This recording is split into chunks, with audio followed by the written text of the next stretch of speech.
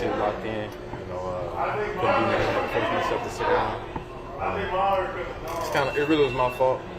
How everything happened, I kind of like overworked myself. That's who I am. I'm a worker, and there was a moment where I just had to learn to, work my mind more than my body. And the season was early. So. How did it happen? It was like a freak accident, but it's just fatigue. I'm doing stuff all the time. Because I'm always trying to get ahead. So it was just like a little freak accident.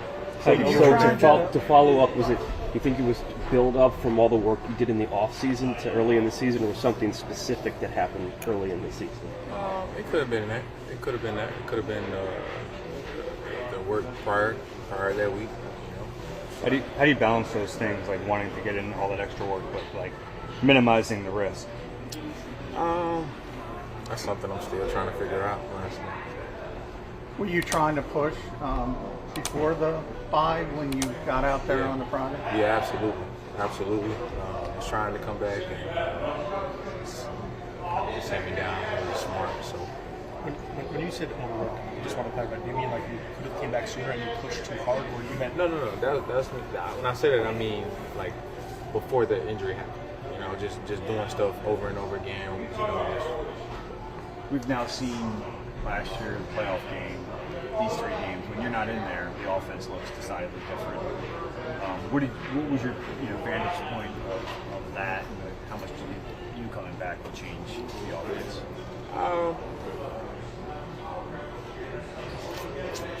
Trying to see how to answer this. It's a set-up question. You can brag. It's not about bragging.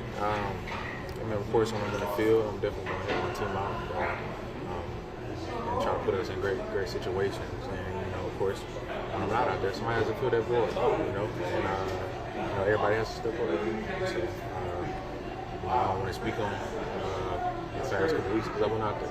So I'm just going to do that. How did you sort of try to help the guys who were playing? You take your captaincy seriously, your leadership. Just trying to help them out any way I can with film, routes, excuse me, stuff like that. We saw some real concern from you when Devontae got hit in New Orleans. What was kind of going through your mind there? Yeah, that was scary. First I just wanted him to be all right.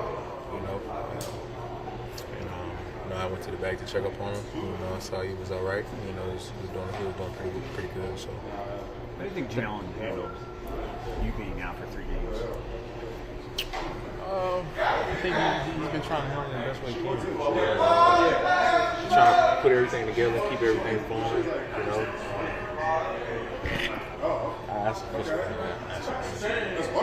To follow up on Jeff's question about what it looks like when you're in versus when you're out. I mean, it's pretty clear you guys scored 34 points the game you played. You've averaged 17 points the 3 games you haven't. Do you think that Green Bay game is kind of really the only indication we've seen of what this offense could look like this season?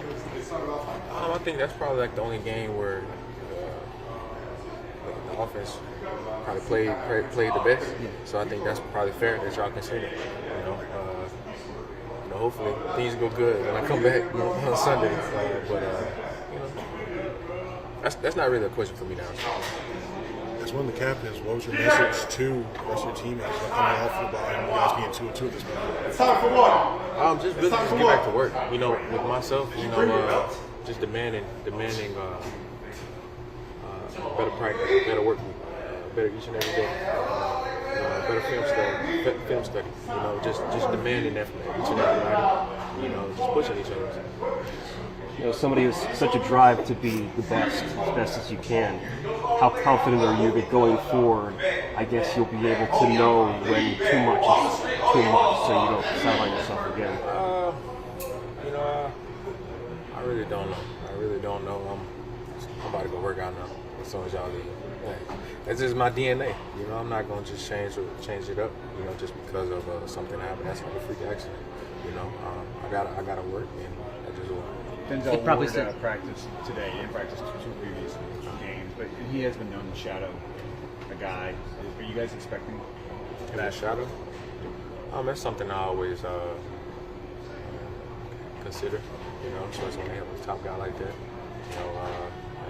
we'll prepare for whatever happens. It probably says something sorry, that. I can't hear everything you're saying. But how did the injury happen? Did you know right away that it was going to be an extended amount of time? No, I didn't actually. But it was tricky. You know, I had some good days, I had some bad days, and you know, I just had to play everything smart. It probably says something that it took 3 seasons before these kind of questions came up. What have you done to stay healthy since you've been here?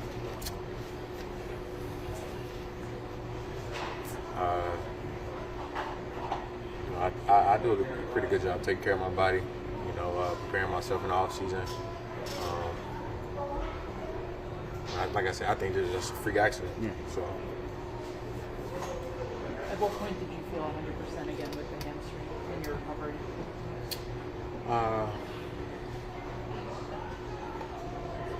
I said the bye week. The bye week I felt really good.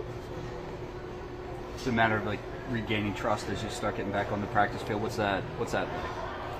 I think that whole bye week, I kind of pushed myself to see where I was at, and with certain movements and stuff. Of course, the game is different, but I feel good. I'm 100%. I'm ready to go. Did you work out here? No, I stay here.